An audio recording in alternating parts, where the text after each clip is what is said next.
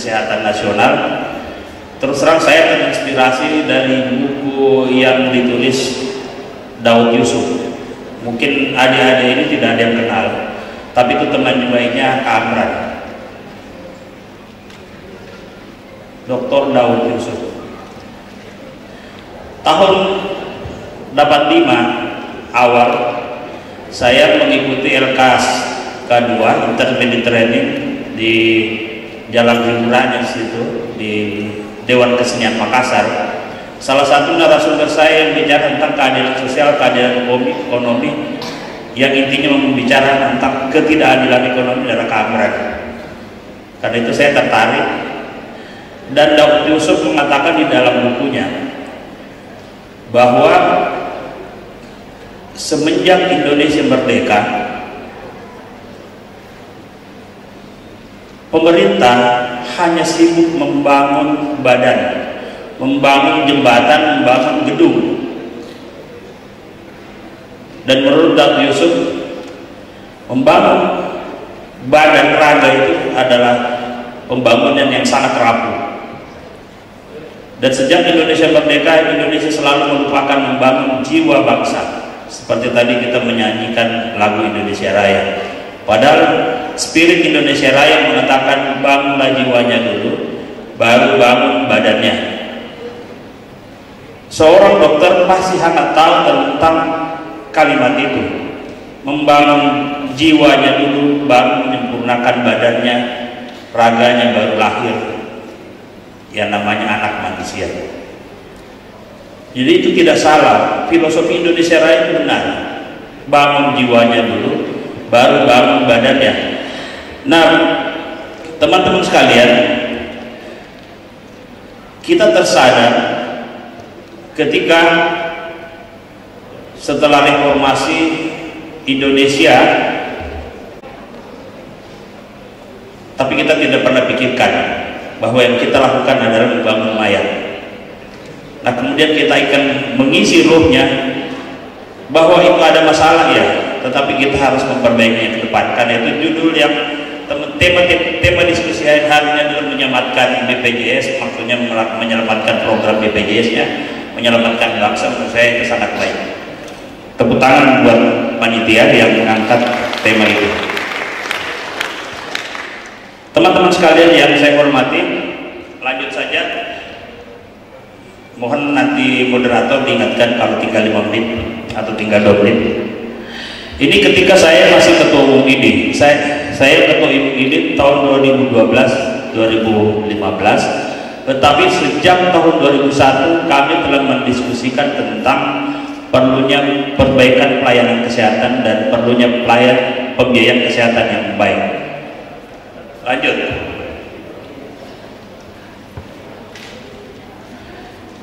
Ini kami ingin menyampaikan bahwa konsep ini, slide ini kami buat ketika awal menjadi ketua ini. Kami ingin bahwa negara hadir 24 jam per hari untuk membangun jiwa solidaritas sosial agar kehidupan rakyat bisa sehat dan sejahtera. Salah satunya adalah melalui jaminan sosial, dan salah satu programnya adalah jaminan kesehatan. Lanjut. Ini adalah idealnya pelayanan medis yang kemudian ditopang oleh jaminan sosial. Itu ada primer, ada sekunder, ada tersier. Kemudian di mana kontribusi masing-masing tenaga kesehatan, dan di situ juga bicara tentang perlunya ada rujukan berjenjang. Itu kami mendiskusikan itu. Itu diskusi ini selesai tahun 2003. Kemudian melahirkan gambar segitiga yang oleh Pak Muluk, karena ketika itu beliau akan dikukuhkan menjadi ketua ini, mengatakan tigo tuku sajarangan. Itu istilah orang Padang. Jadi kalau orang mau masak maka harus ada 3 tungku. Jadi harus ada pelayanan kesehatan, ada sistem pembiayaan kesehatan, dan kemudian ada sistem rujukannya, pendidikan kesehatan. Lanjut. Ini juga kami rumuskan ketika itu, bahwa apabila jaminan kesehatan nanti akan sukses, maka ada 5 poin yang kami tekankan. Yang pertama, harus tersedia pelayanan primer, fasilitas kesehatan primer yang merata di seluruh negara Republik Indonesia, dan alhamdulillah sampai sekarang tidak terjadi. Yang kedua, ketersediaan dokter di fasilitas pelayanan primer sebagai gatekeeper yang handal dan tersebar merata juga.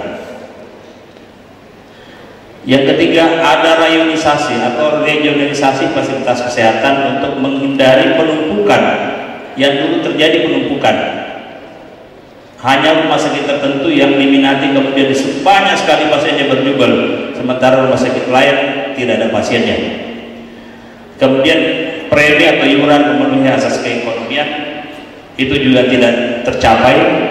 Kemudian masyarakat mengadopsi paradigma sehat atau UKM. Ini Adinda Amang ini bertanggung jawab pada poin 5, karena itu sangat besar pengaruhnya. Lanjut. Berkaitan dengan iuran,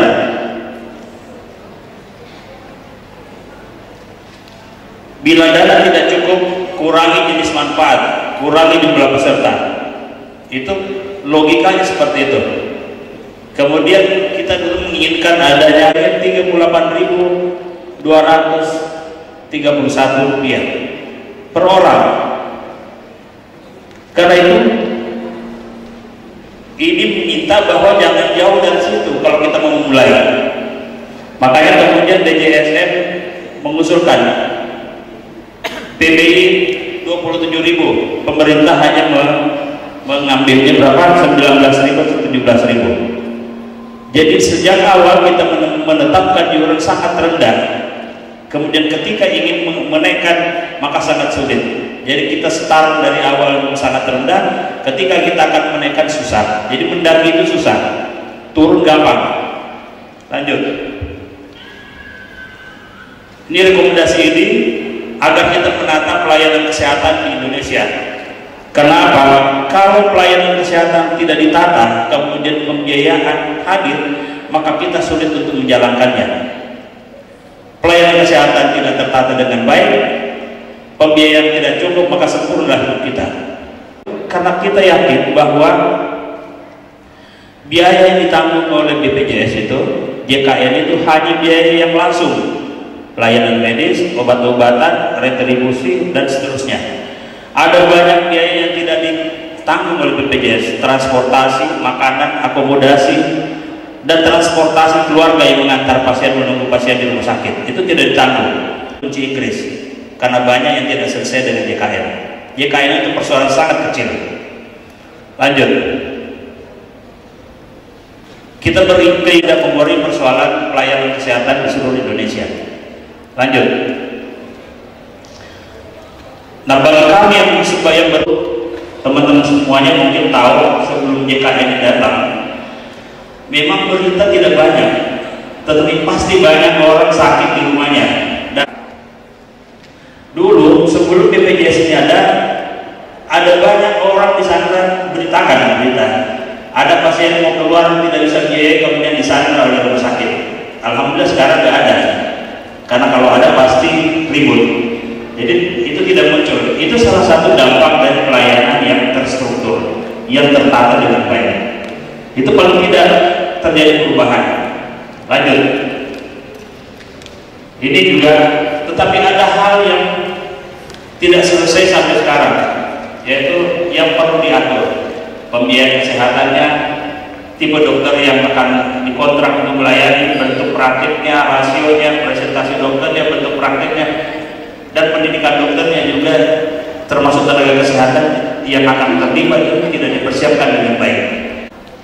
Nah, kita inginkan bahwa ke depan ini bisa seluruh penduduk Indonesia sebetulnya bisa terlayani dengan baik. Lanjut.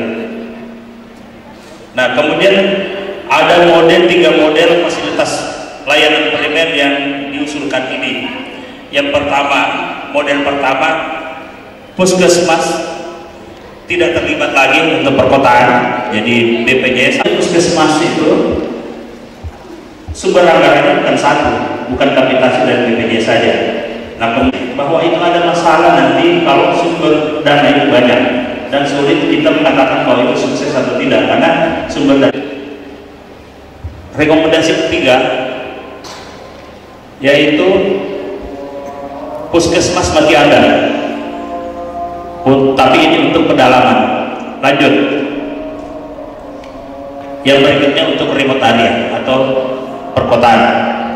Kita jaminan sosial tidak boleh menghilangkan kehadiran pemerintah. Pemerintah harus ada, bukan jaminan ini bukan asuransi swasta.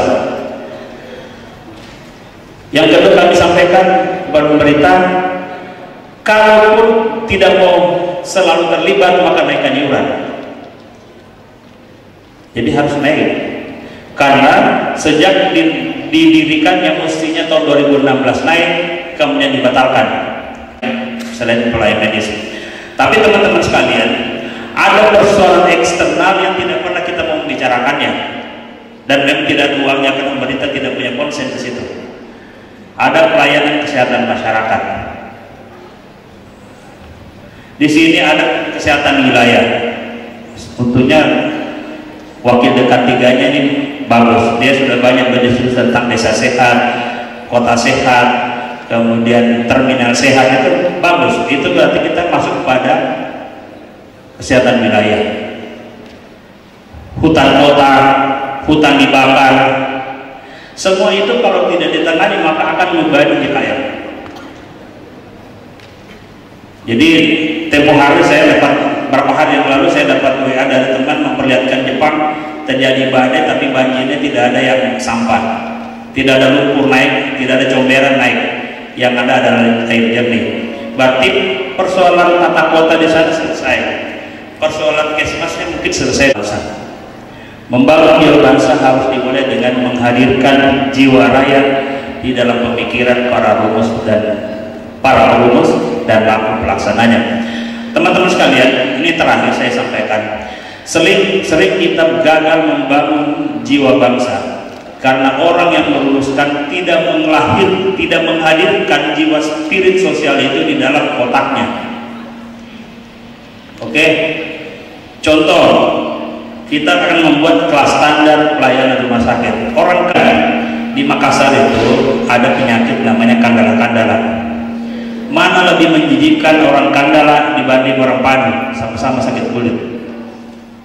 Pembantu sakit panu, atasan sakit kandala-kandala. Kira-kira kalau digabung dalam satu ruangan, siapa yang lebih jijik? Kamran, siapa yang paling jijik? Yang jijik adalah yang sakit panu. Jadi walaupun dia bawahan, jadi bukan persoalan Anda atasan, Anda pejabat, kemudian pembantu, Anda tidak mau satu kelas. Itu kelas sistem sosial. Jadi hadirkan dulu dalam pikiran kita sistem sosial. Jadi hadirkan dalam sosialisme dalam pikiran, baru kita berdiskusi tentang sosial. Karena itu nanti akan kita bicarakan bahwa sistem sosial hanya untuk orang miskin, dan kami yang para kaya, pejabat tidak ingin masuk di situ. Terakhir, saya akan sampaikan bahwa sering kita gagal mempromosikan rumah sakit Indonesia karena pejabat Indonesia sendiri jarang sekali ingin dirawat di rumah sakit Indonesia. Karena mungkin dia tahu bahwa rumah sakit itu dibangun dengan belinya alat dari Jerman, tapi kemudian dibelinya alat abal-abal entah dari mana. Jadi pejabat itu harus bisa mencontohkan bahwa kami sendiri ingin dirawat di rumah sakit yang saya bangun sendiri, baru kita ajak masyarakat untuk menikmati pelayanan itu. Dan itu ada contoh pejabat di Indonesia zaman dahulu. Satu namanya Soeharto, yang satu namanya Bob Hasan. Dia tidak ingin dioperasi di luar negeri dan inginnya dioperasi di Indonesia saja. ketika ini ingin melakukan satu survei bersama pemilik Sido Muncul dan Sindo, kami tidak jadi karena hampir semua pejabat yang kami survei pernah berobat di luar negeri, jadi tidak jadi.